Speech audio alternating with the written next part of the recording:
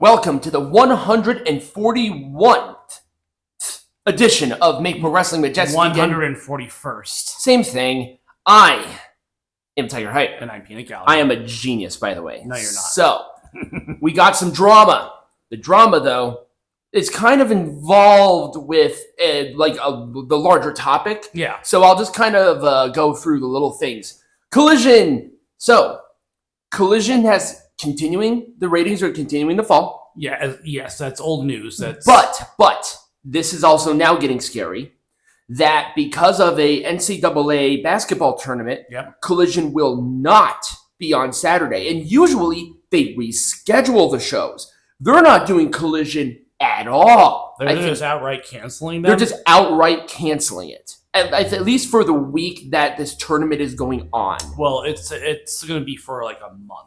But the question is, what does that mean?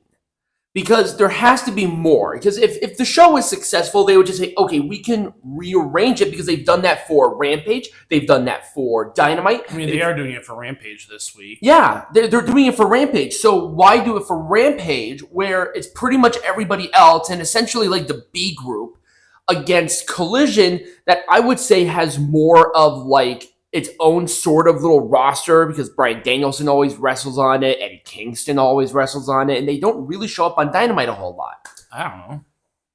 Once again, it's just an odd decision regarding this. To not even have a Saturday show. Yeah, so what does that mean? Does that mean they're testing the waters about maybe just canceling one of them? Because, I mean, they're already in the tanks. Right. Might as well. So we'll see. But I was like, that's kind of interesting. Brock Lesnar plans. So, once again, overcompensating, so I'm going to hit it briefly. Yes. Now, I'm not sure if it's confirmed, but apparently there are some situations where Brock Lesnar is going to be involved in some creative plans. Yes. It's complicated, I think. Yeah, it's very complicated. Because we don't really know, because originally his plan was to go up against Gunther at Mania. Right. I mean, it's definitely going to be after Mania. Yeah, it's just interesting to see kind of how the situation has evolved, because I think, well, we can go into more detail about it, but I think that this whole drama, this whole lawsuit, I think goes way deeper than most people realize it does. Yeah. No, I understand that, but things keep hopping around, and it calls to me some scrutiny. But once again, we'll get into it when we get into it, because there's a lot to work out there, and but this is something that has been talked about, and it's like, okay, Lesnar is getting worked into some sort of tentative creative plans, but at the same time, does WWE really need Brock Lesnar right now? Right, it's so white hot, and let's talk about money. Not just money, but this out of absolute control spending. Yeah. Oh my God. I did not $10 million a year for Mercedes Mone, and it has fallen, broken its hip, and somehow subsequently set itself on fire. I mean, she's being paid like Brock Lesnar money. She's getting paid more than Brock Lesnar, right? I believe at the height of the amount that he was making, I think he was making $9.5 million a year just on the base, and that doesn't include merchandise or anything. I mean, the merchandise was offshooting that because Lesnar's merch was flying off the shelf, especially with Suplex City. And Mercedes and all the wrestlers in AEW, they control their own merchandise, so they get higher merchandise sales because they're largely in control of it. Right, but Mercedes Mone is just one of the three signings. I think Ospreay's getting paid $3 million a year. No, Ospreay's getting paid $1.9 million a year, and Okada's getting paid $3.4 million a year. This has to stop. It has to. This is a perfect example of money does not fucking solve everything. Right. Because they're throwing money at it, and guess what the ratings did? Less than 800 again. It was like 798 when it's all said and done in a .27 demo. A .27.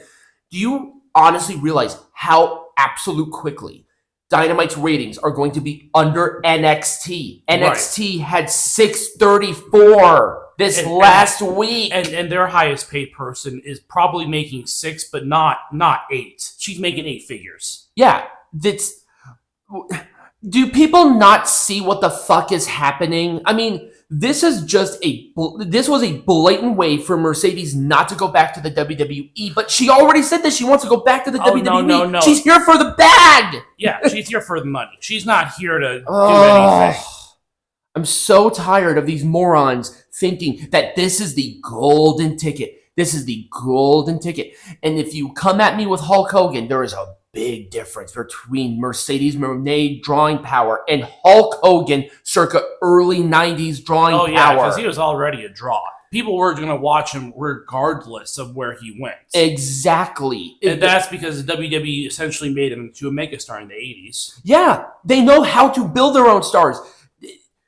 AEW is just buying them and saying, okay, go. They don't have the creative chutzpah to make it. Right. Now, Mercedes might be a different situation. I doubt it, because she doesn't know how to... She kind of sucks. The promo was terrible. Yeah. She's just going to go back and talk again. Right. Literally next week, she's going back to talking. Is she going to be paid $10 million a year to fucking talk? I mean, that's what they did with Adam Copeland for a long time. Oh my, that's right. Yeah, Adam Copeland spoke at like every show. Right, and now Adam Copeland is not a shiny new toy anymore. Yeah, he's not the shiny new toy. He's just another fucking guy. Yeah. God, I'm so tired of this. And he was a megastar in the WWE, so... And guess what fucking podcast predicted all of this months ago? We fucking did. We knew this was going to happen. We literally even said that Tony was going to get desperate and start throwing around fucking money. Yeah. But now, guess what the next step in the fucking cycle is going to be? There's going to be another asshole who's going to step in and say, okay, we got to cut this shit. Right. And the only other person who can tell Tony, no, play with the toys you have, is Shahid. But Shahid, he raised... He's not looking at this. No, he raised a spoiled child. God. He has no idea. Yeah, it's ridiculous. He's the only thing that's going to have to happen is that, how are you going to fund this thing? You're going to have to sell the football club. That's not going to fucking happen. It probably makes them more money. Yeah. You're going to have to sell the fucking Jaguars. That's not going to fucking happen. It's the Jacksonville fucking Jaguars. Right. Shahid, the only way that he is going to look at this out of control, so he's not paying attention. He has other things that he's doing, and Tony Khan fucking knows it. He is one man. The only way that this is going to happen is that Shahid is going to look at that asset, or he's going to say, oh shit, I need to sell something. It's the moment that he has to sell something. Right. To keep this company afloat is when he's going to look at the financials and fucking drop dead. And saying, why are you paying the worst of the 4 horsewomen, the worst one, almost all the rest of their salaries combined? Right. God. So that's it. That's my rant. God damn it, dude. I hate people online saying that this is the golden ticket. It's not. There's nothing about this that's one person is not going to save this division. Right. Everybody else, look at Riho and Willow Nightingale's match. It was a botch fest and a half. It was okay, but was it really main event? It's not main event. Mercedes, who is she going to wrestle? Right. Who is she going to wrestle that's going to make any sense? If she does not win that world title immediately, there's something wrong. Right. But no, now she's going to go play around with the TBS champion. The secondary title. What? And she's in a program with Willow Nightingale, who can't even sniff. You know why they're doing this? You know why? Why? Because she's the only other that I can think of. No, there were a few others. It's the only one that they use consistently. Skin color. Oh, yeah. Why? Deonna Purrazzo's dead in the fucking water. Oh, yeah, no, well, yeah. Tony Storm has no actual challengers other than Mercedes, and they're not doing that. They're absolutely not going to do that. No, and we can talk all day long about how terrible this feud is going with Timeless. Yeah, absolutely. I mean, that might be a thing for another day because we have to figure out topics for the rest of the month because there's nothing until Mania. Right. So that is my rant. I just wanted to brush up on it because it's getting, people need to look at this absolutely constructively and stop stoking the flames of Tony. Right. He is watching you. Right. And you jerking him off is not helping anybody. Right, because he's going to make more brain-headed decisions. Yeah.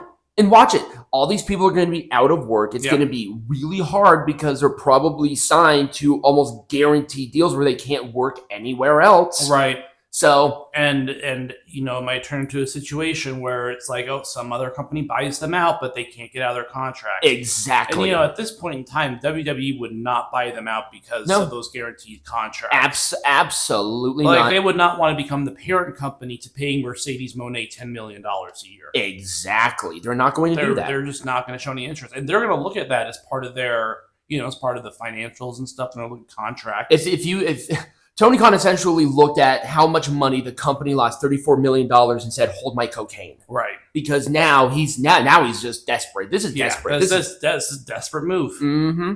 So when we come back, Peanut Gallery, we got some news. There's a few things of news, and let's get into it.